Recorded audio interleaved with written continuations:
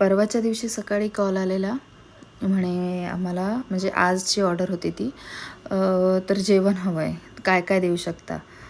तर हे पाहिजे ते पाहिजे, हे नको ते नको, त्यानुसार कॉस्टिंग वगैरे बरेचसे डिस्कशन होतात. त्याच्यामधनं एक फायनल काउंट होतो. त्यानंतर पदार्थ एक कुठला जेवणात कुठलं काय काय घ्यायचं ते ते त्यांचं ठरवतात. आपण त्यांना थोडी हेल्प करायची की किती क्वांटिटी लागेल, काय लागेल, असं त्या सगळ्यानुसार मग त्यांचं ठरलं होतं की भात ऑर्डर करायचा, 1.5 किलोचा पुलाव द्या म्हणे.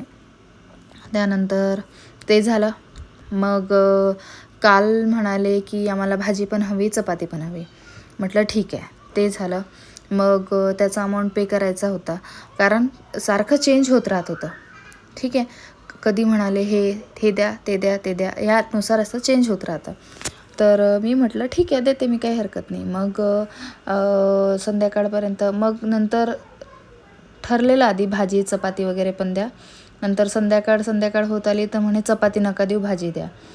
मी म्हटलं भाजीचं पण मी कन्फर्म सांगते म्हणे थोडं. असं करता करता संध्याकाळही गेली, रात्रही गेली. त्यांना मेसेज केला, म्हटलं मला कन्फर्मेशन द्या, मी घरातून ऑपरेट करते बरोबर, मला पण रॉ मटेरियल्सची तयारी करावी लागते. उद्या सकाळी जर तुम्हाला 10-11 वाजता जेवण हवं असेल तर बेसिक प्रिपरेशन आपण करून ठेवतो. जसं की भाजीपाला काय हवं आहे, आपल्याला अवेलेबल आहे नाही आहे, तो आपण मागवू शकतो. त्यानंतर डेअरीचे प्रोडक्ट वगैरे ऑर्डर करू शकतो, किंवा आपल्याला जे वेंडर्स आहे आपण त्यांच्याकडनं आधी त्यांना प्रीबुक 1 दिवसाआधी तरी त्यांना सांगावं लागतं, जेणेकरून ते आपल्याला वेळेपर्यंत ऑर्डर देतील. पण काही नाही, अर्ध्या रात्री मेसेज येतात की हां भाजी द्या, कन्फर्म आहे ऑर्डर, पैसे मी उद्या देईल. ठीक आहे, काही हरकत नाही. झाली आपली धावपळ दुसऱ्या दिवशीची सकाळी सुरू. मग जा, वेळेवर आणा, तुम्ही जा. मग बाकीचे 2 असं नसतं ना की एकच ऑर्डर असते आपल्याकडे पण बाकी 2-3-4 लाईनमध्ये असतातच.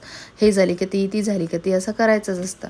पण तरी काही हरकत नाही, होतं कधीतरी आपणही करून घ्यायचं मॅनेज, असा विषय होता तो.